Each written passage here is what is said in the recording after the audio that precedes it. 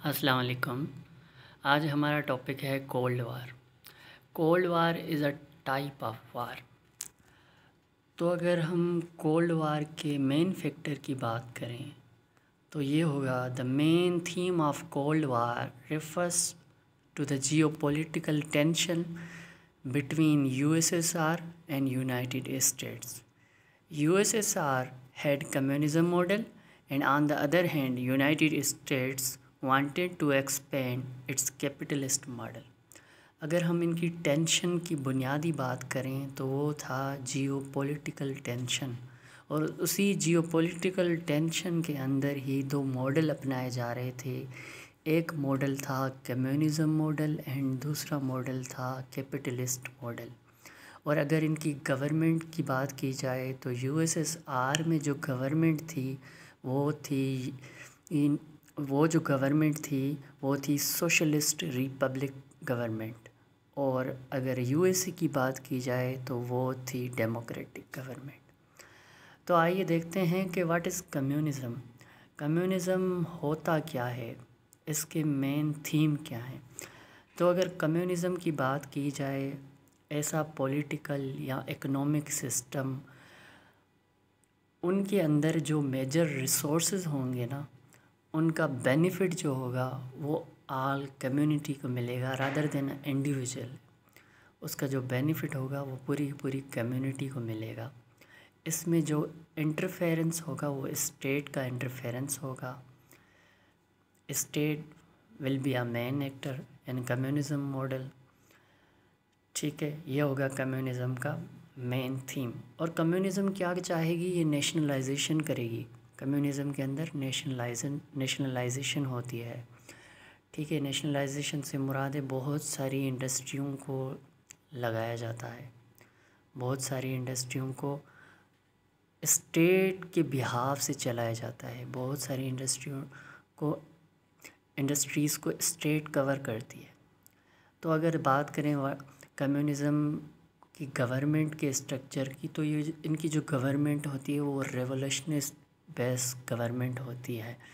इसके अंदर revolutionary movement आती हैं, फिर सोशलिस्ट गवर्नमेंट बनती हैं। अब जो डिस्ट्रीब्यूशन ऑफ गुड्स जो होता है उनको जो कंट्रोल करती है वो स्टेट करती है। ठीक है, तो इसमें स्टेट का जो है ना बड़ा इंटरफेरेंस होता है मार्केट के अंदर। गवर्नमेंट जो होती है वो जो है बहुत मेन किरदार अदा करती है कम्युनिज़म मॉडल में। तो आपको आई थिंक कम्युनिज़म मॉडल समझ आ गया होगा। और जो ये बेनिफिट होगा ये स्टेट बेनिफिट होगा। कम्युनिज़म मॉडल के अंदर जो बेनिफिट होगा वो स्टेट के लिए बेनिफिट होगा। अब ऑन द अदर हैंड अगर हम बात करें कैपिटलिस्ट मॉडल की, तो कैपिटलिस्ट मॉडल जो है वो ये मॉडल होता है, इसमें जो बिज़नेस होता है, बिज़नेस ओनरशिप होती है वो प्राइवेट बिज़नेस ओनरशिप होती है। इसमें जो बेनिफिट मिलता है वो सिंगल इंडिविजुअल को मिलता है रादर देन होल कम्युनिटी। जैसे कम्युनिज़म में सबको बेनिफिट मिलता है, ऐसा कैपिटलिस्ट मॉडल में नहीं है। ये जो होती है ये ट्रेड पे होती है, इंडस्ट्री पे होती है और कॉपरेशन पे होती है। कैपिटलिस्ट मॉडल ज़्यादातर कॉपरेशन बेस होता है। ठीक है, अब अगर इसकी बात की जाए तो इसमें जो प्रॉफिट है वो मोटिव होगा इसका। प्राइवेट प्रॉपर्टी राइट होगा, जो प्रॉपर्टी होगी वो प्राइवेट प्रॉपर्टी के राइट के तहत होगी। और कंज्यूमर जो होगा, कंज्यूमर को बड़ी सोवरेंटी हासिल होगी, बड़ा इख्तियार हासिल होगा।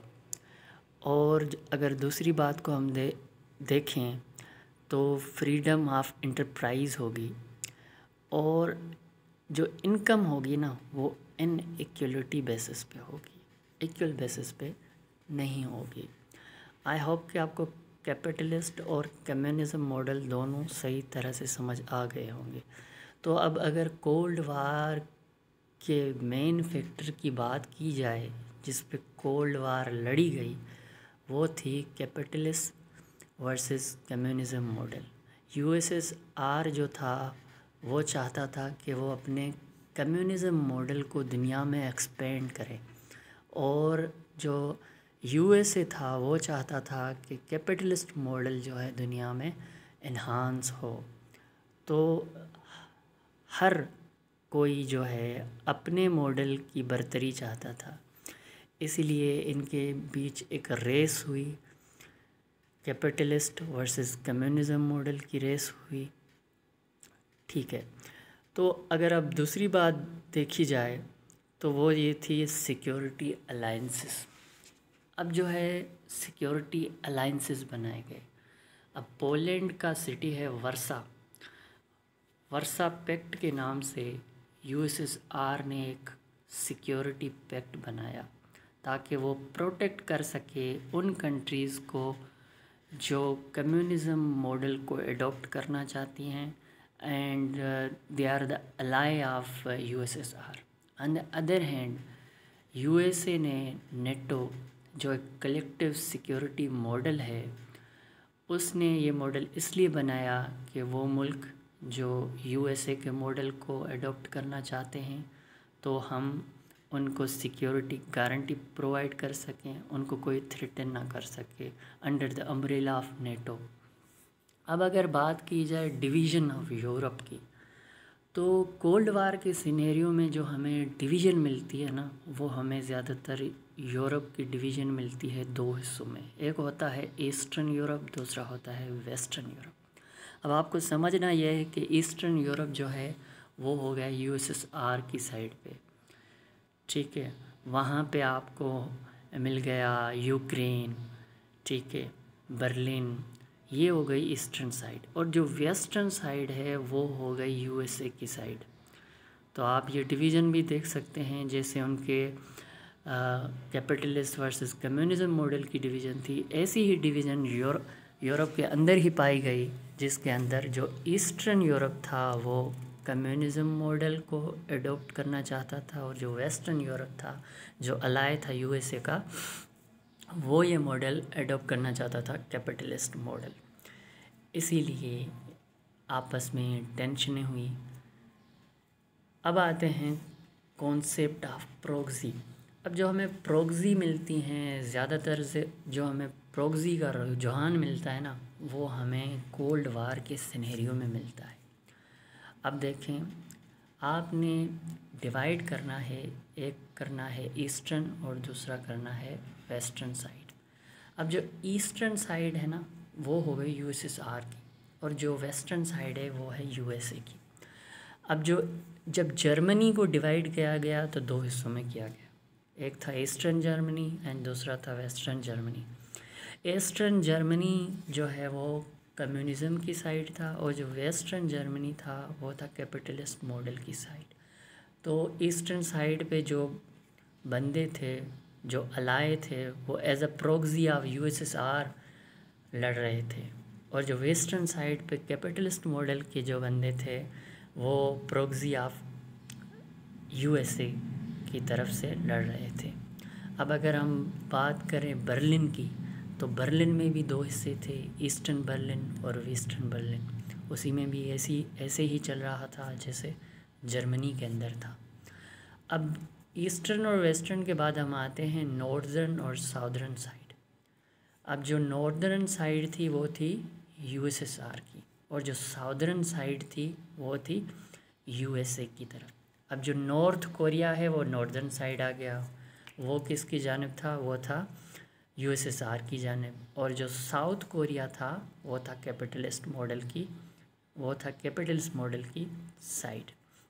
इसी तरह हमें वियतनाम में अगर देखा जाए तो नॉर्थ वियतनाम और साउथ वियतनाम में भी इसी तरह डिवीज़न मिलते हैं, और यहाँ पे बहुत सारी मिलिट्री डिप्लॉय की गई, eastern side and western side.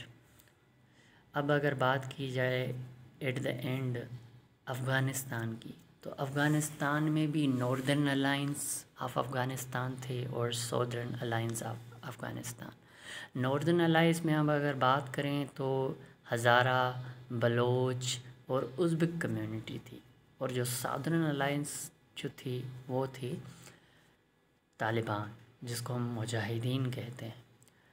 तो जो ईस्टर्न साइड थी वो थी कम्युनिज़म की साइड, जो नॉर्दर्न साइड थी वो थी कम्युनिज़म की साइड, और जो सदर्न साइड थी वो यूएसए की साइड थी with the help of Pakistan and Saudi Arabia.